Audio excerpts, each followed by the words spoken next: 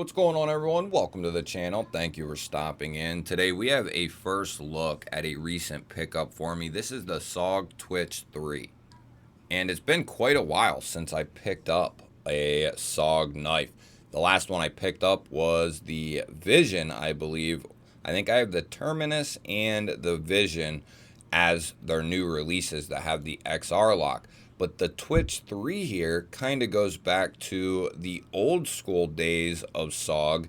And this has their, I think they call it the SAT system, which is SOG Assisted Tech, I think is how they call it. Basically, that boils down to this is their old school assisted mechanism here with the Twitch 3.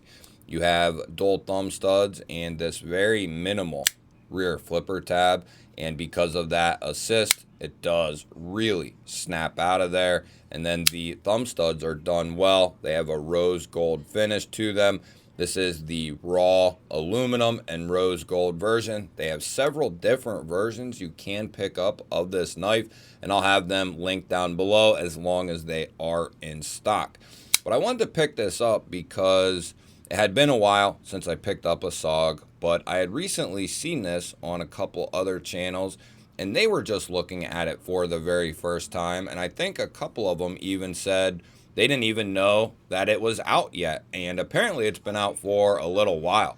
I know I had never seen it before, and I hadn't seen it anywhere else. And I'm often looking around on Amazon at folding knives in this exact price and have never seen it. So kind of odd in that sense, but I did come across it and pick one up.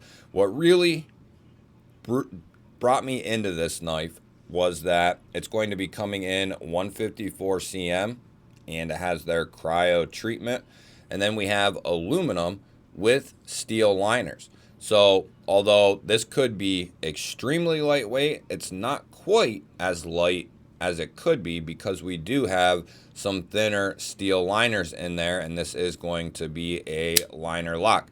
We are going to check that and we'll see how it holds up. It's going to carry extremely deep in the pocket, and that is going to be reversible for left-handers out there. They do chamfer off the show side there, so it is very easy to get to that stud and very easy to disengage. The reverse flick is good to go if you come up underneath of the stud, which is how you would want to do it. And then the flipper tab, because it's assisted, works very, very well. You can kind of come down on it, or you can just push it however you kind of want to finagle that thing. What I think would be really awesome is if they came out with a manual Twitch 3. So an unassisted Twitch 3. Or call it a Twitch 4, whatever you want. I know that may take away. I think it's called the Twitch because of the assisted mechanism. But, you know, a manual Twitch.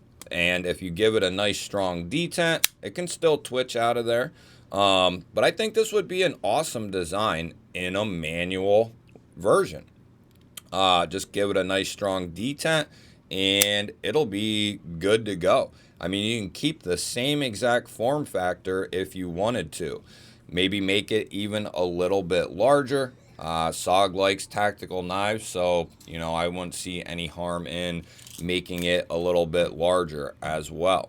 We are looking at 7 inches to the bottom of that pocket clip there, 2 3/4 of cutting edge, and 3 inches of total blade. So we'll put it up against the Spyderco Para 3 and the Kaiser Drop Bear, and you'll see as far as length goes, it's going to be very similar to both of them, but it's just going to be quite a bit shorter and skinnier. And we can take a look at the thickness here, but you can see it's quite a bit thinner than something like the Para 3 goes. So pretty lightweight and pretty thin. So let's see what that pocket clip looks like in the pocket, or what would look like a pocket. So there you go. That thing is going to carry extremely deep. And because of that, how it rolls over, your pocket is really going to kind of come up above it and really hide that knife. depending on the seams of your pants, of course, and all that sort of thing. But either which way, it's going to carry pretty deep, and that looks pretty clean in the pocket. That open cut like that gives it a pretty cool aesthetic. I guess I like this better than if it were solid, at least I think. I would have to see it, I guess. Maybe it would look better if it was solid. It is going to have pretty decent retention. It's a little on the lighter side, but I think it'll work pretty good. It could be better, that is for sure. But I've been trying to debate over the last week or two. That's how long I've had this out. Do I like this knife, and am I happy that I bought it? So I've been using this thing as much as I pretty much can, opening packages, breaking boxes down, and just kind of seeing how I enjoy handling and cutting with this knife. Now, I haven't checked it since I got it, but it came out of the box pretty sharp. But I've used it quite a bit. So let's see how this thing has held up.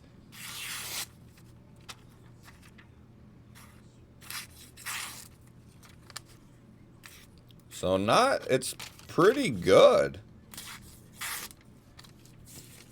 I mean, considering 154 is not an insane edge retentive steel, but this thing has seemingly held up pretty good. So that's cutting pretty close like it did when it came out of the box.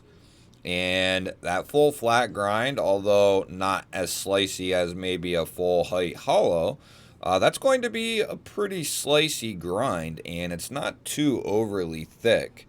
I don't know what that's coming in at. I guess we can check that. But the other thing is, how is this lock going to hold up under abuse? So that is one thing I want to check before we go to the blade stock. And I did check it a little bit, and I think it'll be fine. We are looking at 35%. I don't know if that assist mechanism plays any role with giving this extra strength in its lockout, but it seems to be a pretty durable lock, at least early on here. And it's got a pretty healthy lockup, about 35%. And it seems like it's going to hold up pretty good.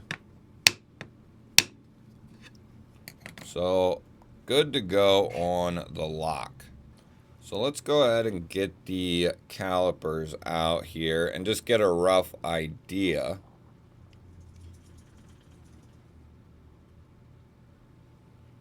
So it's a pretty, right around 90 thousandths. So that's a pretty thin. I wonder what it comes down. Oh, they're dying. They're dying on us.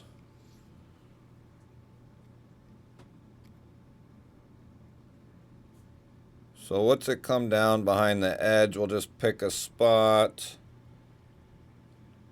17 thousandths right there, down here. And that'll possibly be a little thinner.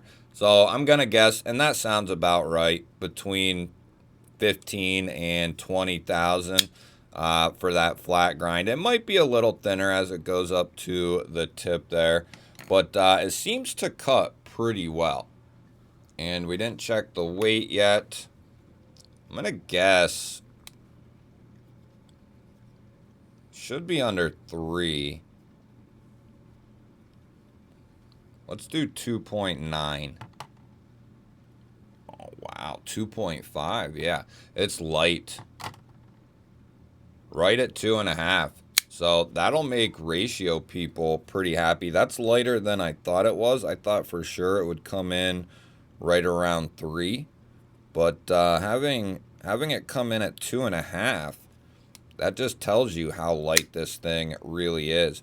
So could I recommend it, and am I happy about picking it up, at least early on here? If you don't mind assisted, which I don't mind them, it's not something I go after very often, but I do know people out there enjoy assisted like this, and people need assisted like this. So I check them out on occasion. We've checked out some from Kershaw, Off Grid, and now SOG. I think Off Grid is by far the best out of anything out there that's assisted. They make the most overbuilt, best assisted knives on the market, I think. SOG and Kershaw, though, are not too far behind. The SOG action is pretty smooth. Boiling it down based on materials, I think it's worth it. Cryo 154 and aluminum at $64 for this version here. I think that's a solid deal. Deep carry, reversible clip.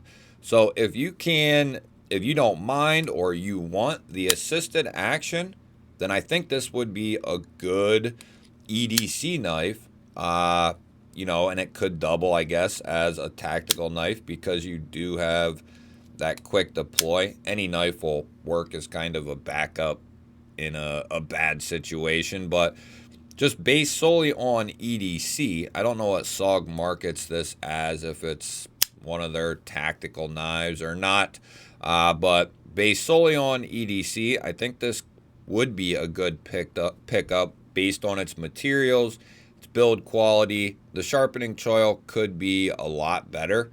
You do have a small one there, and the plunge kind of dies off right before the edge starts. So that could be a little better there. That's pretty much my main gripe with the knife here, is that sharpening choil. Everything else is finished well.